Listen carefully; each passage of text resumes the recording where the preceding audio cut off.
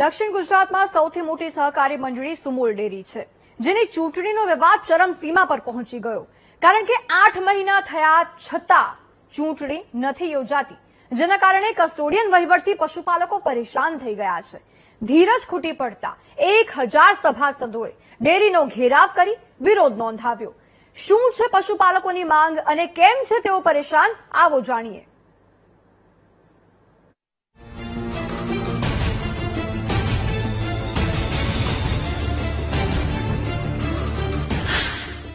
સુમુલ ડેરીમાં ચૂંટણીનો સંગ્રામ, પશુપાલકોનો પ્રચંડ હોબાળો, ડેરીને રાજકીય અખાડો બનાવતા વિરોધ.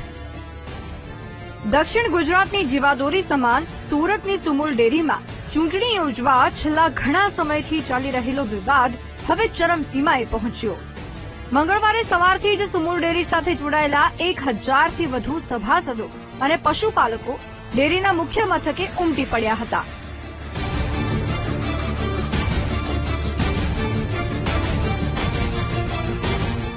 અને જોરદાર સૂત્રોચ્ચાર સાથે હોબાળો મચાવ્યો હતો. છેલ્લા 22 ઓગસ્ટથી જે અહીંયા કસ્ટોડિયન નિમણૂક થઈ છે, એટલે નીતિ વિષયક નિર્ણય ન થવાને કારણે સંસ્થાની પ્રગતિ રૂંધાઈ છે.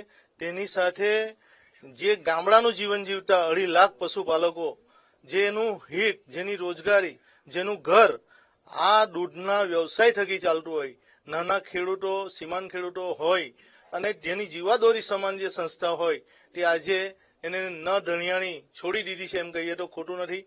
એમડી પણ મન ફાવે ત્યારે ગમે ત્યારે ગેરહાજર રહી છે. અહીંયા કસ્ટોડિયન સાહેબ પણ હાજર રહી નથી શકતા અને કસ્ટોડિયન સાહેબ આવે તો પ્રજાઓને ખબર નથી પડતી. એટલે આવનારા દિવસોમાં અમે એટલી જ માંગ છે કે કોઈ પણ સંજોગોની અંદર અમારો જે કેસ છે તે તાત્કાલિક ખેંચીને તાત્કાલિક ચૂંટણી જાહેર થાય. 8 મહિનાથી નથી યોજાઈ સુમુલની ચૂંટણી. ચૂંટણી ન યોજાતા કસ્ટોડિયન વહીવટથી પશુપાલકો પરેશાન. મંડળીના પૂર્વ ડિરેક્ટરો અને સભાસદોના મતે ડેરીના વહીવટમાં રાજકીય હસ્તક્ષેપ વધવાને કારણે સામાન્ય પશુપાલકોને મળતા લાભો અટકી ગયા છે. ચૂંટણી ન થવાને કારણે સભાસદોના હિતના નિર્ણયો લેવામાં વિલંબ થઈ રહ્યો છે, જેનાથી છેવાડાના પશુપાલકો આર્થિક નુકસાન વેઠી રહ્યા છે. આ કોસ્ટોડિયન નિમણૂક પાસે બહુ જ તકલીફ છે. અમારા વાલોડ તાલુકાથી આવ્યા છે.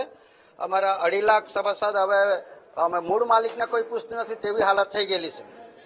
આજે અમારા હાથમાં કંઈ છે નથી તેવી હાલત થઈ ગયેલી છે. આ સભાસદ વગર આટલી કરોડોનો વ્યવહાર કરે અમારી સુમુલ નાના સભાસદ થી માંડીને અમારી રોજીરોટી પર ચાલે. આજે કોઈ છે નથી અમારી હાલત.